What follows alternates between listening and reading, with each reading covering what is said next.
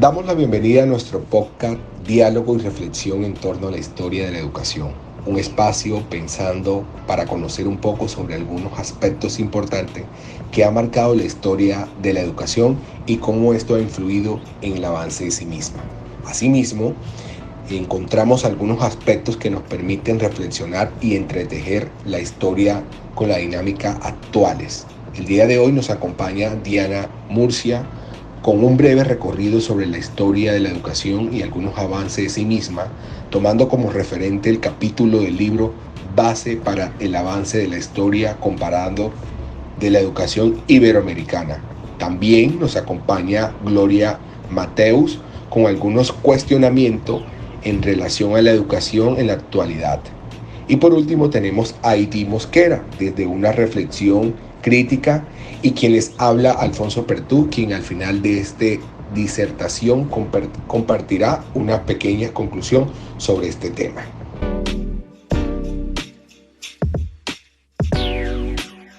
Conociendo un poco los avances de la historia de la educación.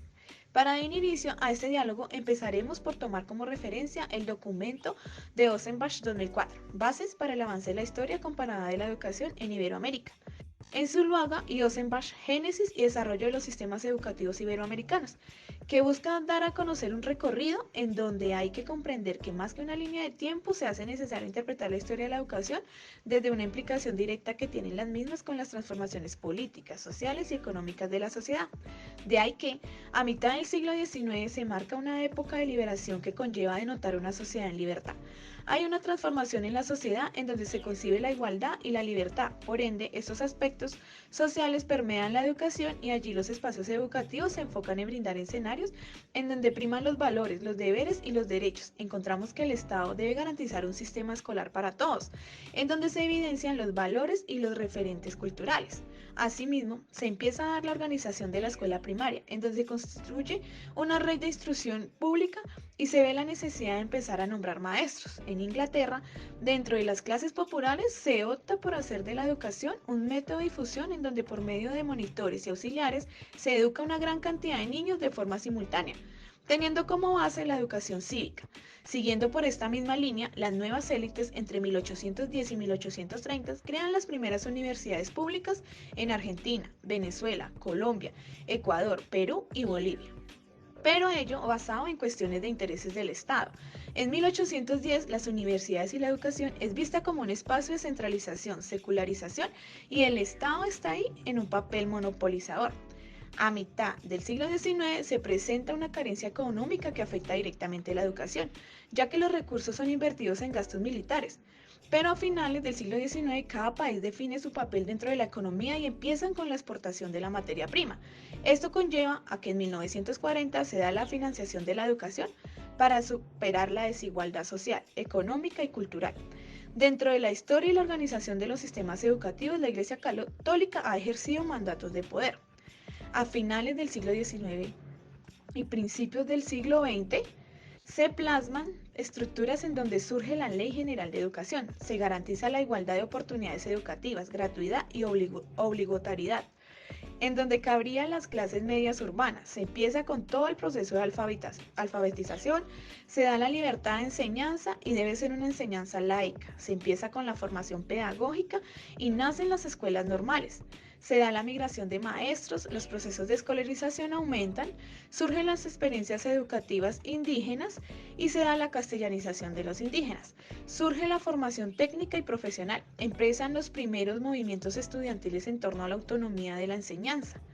Retomando a Pérez, Eigarraga, 2019, en una mirada hacia Colombia entre el siglo XV y XVI surgen las primeras universidades de comunidades católicas. Algunas de ellas son las universidades Santo Tomás, la Pontífica Universidad Javeriana y el Colegio Mayor de Nuestra Señora del Rosario. Es así que surge la educación como espacio en donde se da el cultivo de la mente, educación como servicio público, escuelas de las primeras letras y en donde lo importante era escribir y contar para así enfocar estos procesos en torno a las funciones políticas sociales, y continúa la influencia de la Iglesia Católica. A mediados del siglo XIX llega la escuela activa y la Ley 15 de mayo de 1850, donde se suspenden las comunidades religiosas. Empieza una rivalidad entre libertadores y conservadores, surge la libertad de enseñanza como herramienta de igualdad, nace la pedagogía crítica y finalmente llega la Constitución del 91 con el artículo 2, en donde se menciona que la educación es un bien público y un derecho personal y social que se ha de garantizar por el Estado. En 1994, la Ley 115 General de Educación, donde se muestra el rol del Estado en la educación de todos los niveles. Después de conocer este corto recorrido histórico, nos surgen algunas preguntas, como por ejemplo, ¿qué importancia tiene como maestros en constante formación conocer esos momentos históricos que van marcando la historia de la educación? Considero que es de gran importancia porque nos permite identificar aspectos puntuales que hacen que hagamos una lectura crítica, teniendo en cuenta que cada época trae consigo un momento particular, ya sea social, económico o político, que sin duda alguna incide en la historia de la educación y porque el sistema educativo siempre ha estado sujeto a mecanismos de poder u homogeneización que lo permean según la realidad de cada época. También se hace necesario conocerla para transformarla desde nuestro quehacer como maestro. Comprender los momentos históricos clave en la evolución de la educación es fundamental para un maestro que se encuentra en constante formación por varias razones. Primera, la comprensión de la estructura y el funcionamiento del sistema educativo actual, incluyendo las políticas educativas, los métodos de enseñanza, los currículos y las instituciones, se ven favorecidas al conocer los eventos históricos. Y segundo, contar con un sólido conocimiento de la historia de la educación proporciona una base para analizar críticamente las prácticas educativas actuales, posibilitando a los docentes evaluar y mejorar constantemente sus métodos didácticos. Es de saber que el docente es considerado como el principal agente de la calidad educativa, por lo cual comprender y conocer su proceso de formación resulta vital. Es así como debemos estar capacitados y tener la suficiente sapiencia en cada uno de los momentos históricos de la educación, ya que nos permiten manejar situaciones que se nos presentan en nuestro quehacer profesional, al igual que los cambios de contexto. El estar enterado de esta historia nos permite tener una postura crítica sobre el avance de la educación y cómo estos avances nos permite transmitir los conocimientos de mejor manera, tomando de cada época lo mejor para la creación de nuevas metodologías. Reflexión crítica. Cuando hacemos este recorrido histórico en cuanto a esos aspectos importantes que permean la educación, nos permite evidenciar esos momentos que impactan y que han sido tan fuertes durante la historia, que muchas veces se siguen repitiendo este tipo de prácticas en las cuales se ve la educación como un espacio en donde se transmite el conocimiento, donde las prácticas son homogeneizantes y se evidencian ejercicios de poder entre maestros y estudiantes. De ahí que es necesario comprender la historia para transformarla y hacer de los escenarios educativos un espacio donde se entretejen relaciones de respeto por el otro, por su identidad, su etnia, su cultura y sus creencias.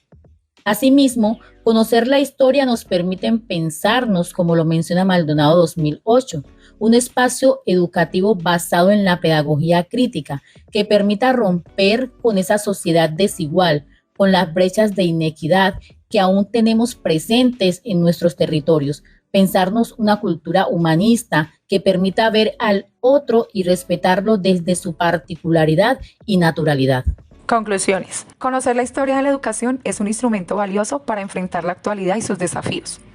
Es necesario seguir construyendo la historia y hacer parte de ella desde la transformación de los escenarios educativos más inclusivos.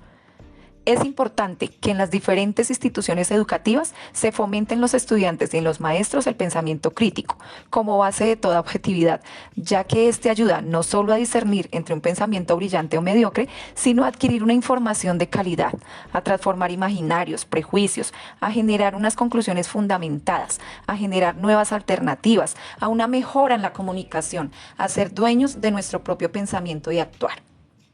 El ser capaz de desarrollar un pensamiento crítico significa no aceptar de primera mano las diferentes opiniones de la sociedad actual, sino más bien conocer los argumentos a favor o en contra de un tema en específico, tomando así una decisión propia y consciente a lo que se puede considerar como un verdadero o como un falso, un indeseable o deseable, un aceptable o un inaceptable. Agradecemos su amable escucha y nos vemos en una próxima oportunidad.